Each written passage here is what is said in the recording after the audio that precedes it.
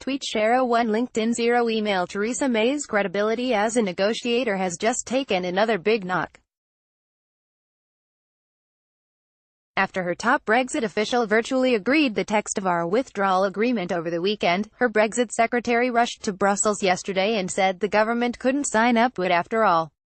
There are now no more talks planned before this week's summit.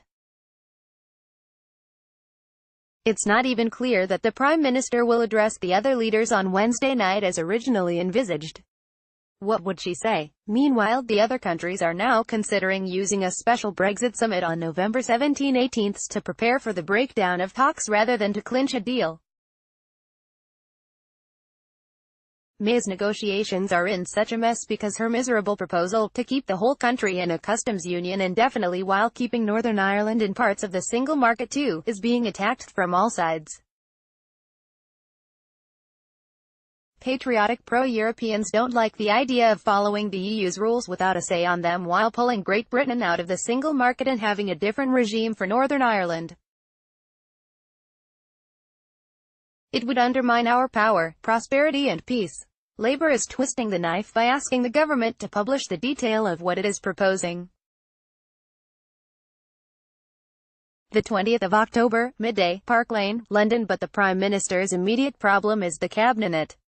Several ministers, especially Andrea Leadsom, Penny Mordaunt and Esther McVey, are close to resigning.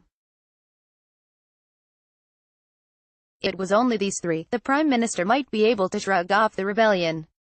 But Chris Grayling and Liam Fox and maybe even Dominic Raab will join the trio this evening to plot their next move in Leadsom's office in the House of Commons, according to The Times.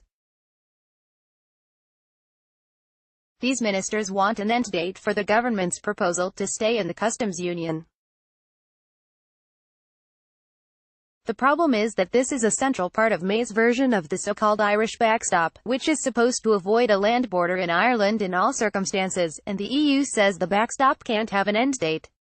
Rebellion of Scottish Tories. As if that's not bad enough, the Prime Minister now has a Scottish rebellion to contend with. Ruth Davidson, leader of the Scottish Conservatives, and David Mindell, the Scotland Secretary, have written her a letter saying they would not accept Northern Ireland being treated differently than the rest of the UK in any Brexit deal. They are worried that, if Northern Ireland stays in parts of the single market, the Scottish National Party could argue that Scotland should too, and that would start to undermine Scotland's union with England.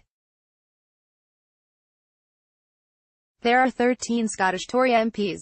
May can't afford to lose their support.